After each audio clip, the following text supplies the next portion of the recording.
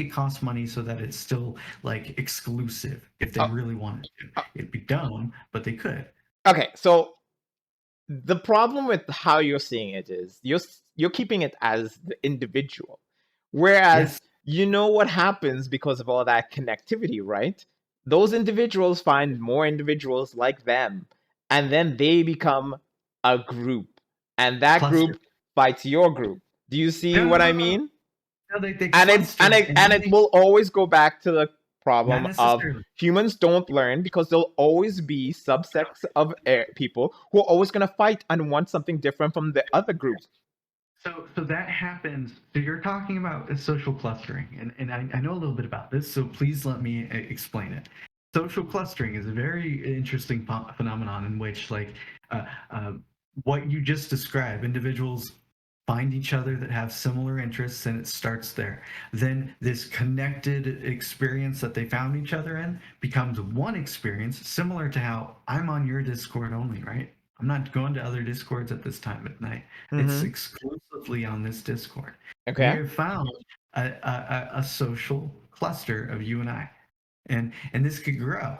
And this can grow into a thing, and it could be a good thing or a bad thing. But at one point, that cluster disconnects from the social experiment that connected them to reality, to everything else.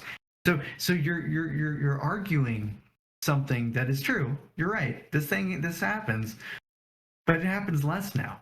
And it happens less because social clustering only works for individuals that find extreme interest groups that where this is a niche thing where it's like motorcycles. I'm really into motorcycles. I'm really into garden, like very specific things. And people are diversifying to the point where we're connected into multiple communities at the same time. Here's a liberal one. Here's a conservative one. Here's one that like thinks about like super like this one has like gays in it, but this one's super religious, and I really don't like this one, but like I have to because of work related things or something like we are required to be more diversified than ever before, and it is very difficult unless you live in rural communities where connection is difficult to achieve, to not have diversity taught and experienced in your daily lives from a young age. That is a huge benefit. And it's even more so true in a connected, internet friendly world that we live in with Facebooks and the Instagrams and the Snapchats. Like Chinese kids are talking with American kids. Like, even if it's with emojis, they're still communicating. Like that is something that has never happened ever in human history, and you don't consider that. You don't give that enough credit. You really don't. What does it do? What does it do? It teaches us things. We Like learn what? to. We know more about life in India than any Northern American would have known 50 years ago, 70 years ago, 30 years ago, 20 years ago, right? Uh-huh. I mean, like the color dance would be the only thing people really understood about Indian culture. Maybe Okay. like Gandhi and they would like think of Tibet, and all those things are even like only kind of slightly India referenced. But I would argue that Okay. my kid knows more about India than like a full grown adult did 40 years ago. Okay, so I don't disagree that our knowledge has increased about other cultures and all that kind of stuff throughout the world. Yeah, fine. But at the same time, a typical human being, even if they did learn something from another culture, it doesn't really affect their everyday life. So that information is still forgotten and No, only used as a reference it point. doesn't even. That's right, and fine, you're right. I concede to you. It is used as a reference point, and then thereon, from that reference point, it allows them to be like justifiable in understanding them as a human being. It like paints them as a person. They're no longer afraid of the unknown. We're afraid of But things that people that we fear, and we fear less people because we know them. Oh, you do that weird thing. Like I know that Brits say like bloody hell, and like that's oh, I shouldn't have said that. You know, like I know that. I know not to say that around certain British friends of mine. And that would be like just like nothing here. And it is. It's like not even it's just a word. Not but even a but we understand that most of the time the internet play or preys on people for fear mongering and all that kind of stuff. yeah, Like we're learning ways of getting around that, and ways like we know of those, like it's impossible. Did you know that subliminal messaging is bullshit? Did you know that? Did you know it's Oh bullshit? boy, now we're getting into something. Okay, how is that a thing? How is that? How are you saying it? How are you saying it's bullshit It's to begin with? bullshit. Okay, Uh, how? so so there there were studies done. The Mm-hmm. initial studies for subliminal messaging were extremely, like all scientific discoveries back then, extremely un, they weren't done properly, and we didn't understand them very well. And Okay. we've done so many tests since then, and all of them have suggested that subliminal messaging is bullshit, and yet people still believe that it's a thing. And it's not. It literally isn't. Look it up. Look it up right now. Seriously, go look it up right now. Google it up. Like, I'm not even kidding you. There have been countless studies, like in today's standards, and it's not a thing. It doesn't represent, like, you can trigger a thing all over, and like people see it or they don't, and like if they see it, they know it Okay. exists, and it doesn't change their mind in any particular way. It Let doesn't let make them let. want to want Coke anymore. All that stuff is bullshit. It's all bullshit. Alpha males, also a bullshit thing. We're learning about these things, and do you know why I'm bringing this up? I'm bringing this up because I feel like you just like you're stuck in 1990 in some of your aspects of thinking of like what is real and what isn't, and we've Okay. learned since then, and you haven't followed like with it. You haven't. Okay. So you say subliminal messaging isn't a thing. So Yes. do you have catchy music? Do you know what catchy music is? Yeah, Okay. that's a Do you different think? science. Pardon? Visual subliminal messaging is what I'm talking about. Okay. Musical Okay. music. Visual. Okay. Okay. Okay, so Wait. music is a different thing. That's a different thing, and you can have a catchy song, and that isn't subliminal messaging. That is completely different. That's actually a trick of our mind, rhythmically allowing sequencing to allow patterns to emerge neurotically in our brains that are easier for our neurons to fire. Okay. We can remember them easier. Okay. I was What's your better favorite than color? there. Pardon? I don't really have a favorite color. You don't really have a favorite color. Okay. No, Um. rainbow. Okay. I'm thinking of a couple of things. Okay. So you don't have a favorite color. Is there what would you consider something that you enjoy? Talking.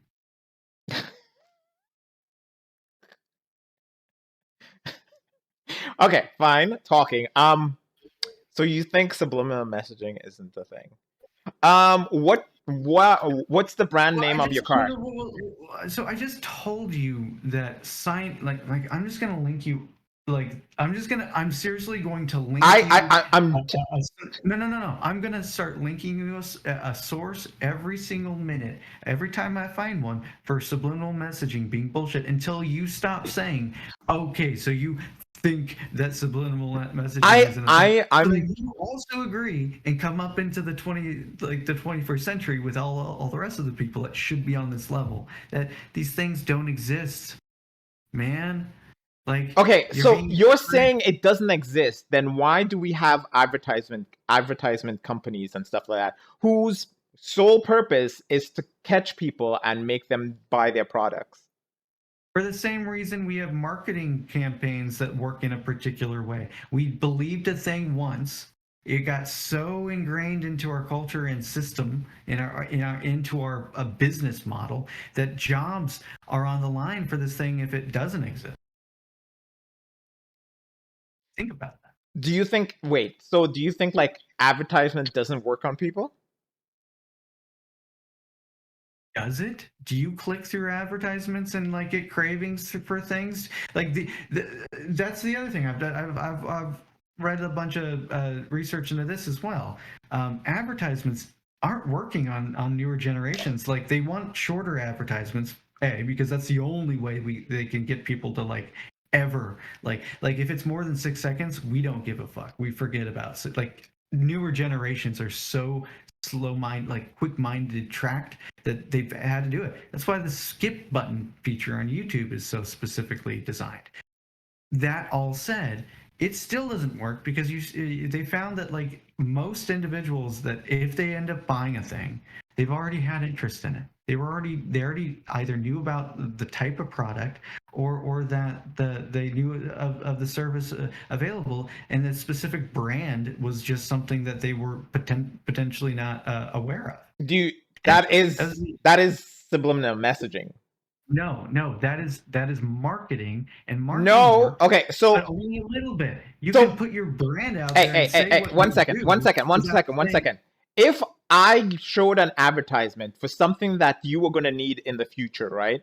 And that advertisement just popped up and you saw it and you can remember it later on for some weird reason, you were like, oh, I need this. And then you remembered seeing that ad. What do you think that is? memory. Just memory. Subliminal messaging is this idea that I can insert a thought into your mind without you having N- consent to it, to the point no. where you now believe, hold on, that you now believe and think a thing. Like I would go like thirst on the screen, and then a minute later you'd be like, oh man, I'm super parched. I need Do, to get myself a that's Sprite. that's not how That's what subliminal you're saying. messaging works. That is what that dude. That's what subliminal messaging is believed to have. That is what subliminal messaging is believed to do. Do you not believe in that? If you don't, then you don't believe in subliminal messaging, or we're using the wrong definition. If you think No. it's just memory, then like we're talking about different things at this point. Okay, so your idea that it's going to make you do something within a couple of minutes of seeing the ad, that is not how it works. Subliminal messaging, a message delivered subliminally. Sub meaning below, liminal meaning below Okay, liminal so memory. the reason why I'm saying this, the reason why I'm saying this is, let's say, Supplement. let's use the ad of a soft drink, all right, a soft drink, whatever. The process of it is like, let's say you only see an ad for a couple of seconds, and the first thing that ad starts off with is a quenching thirst. Like you go, ah, and that is repeated, even if it's for a couple of seconds, every time you ever come across that ad, and you're like, ah, but you also see the title or the name brand of said drink. That adds a subconscious process in your own brain function, right? And then when you go to a vending machine, that ad doesn't have to play back in your mind for you to want to buy that thing. You just go, ah, it has. I've unconsciously choose that product because of whatever your brain process is that says, oh, that's probably going to quench my thirst. It's a really That doesn't subtle work. thing. What? Yeah, that doesn't work. It doesn't. That the fact that you're calling it this really subtle thing, like that's people think this is a phenomenon that isn't a thing. What ends up happening is people go to a vending machine and then they pick the drink that they prefer drinking. Via the process of them being like, if let's say we you go to a random vending machine, it's do you got like Coke. Coke? Do you like Coke? I'm gonna ask you some questions now. Do you like Wait Coke? until I I need to ask you finish. a question. Do you like Wait Coke? a second until I finish.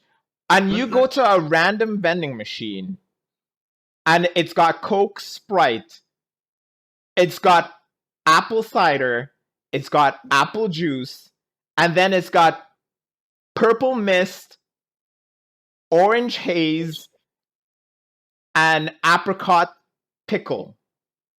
What would you choose? none of them. Why? You go to a vending machine for the process of quenching your thirst because you're thirsty. That's the whole process that you're doing. That's why I'm having you go to a vending machine, right? And you are now faced with a selection of things. Which one would you choose? None of them. I would walk away because I would want water or coffee. Okay, so Because advertisements and things don't. look, I am sticking you in a room for fucking 2 days without water or coffee or anything of the sort. And there's only a vending machine that allows you to have only those selections. What would you choose then?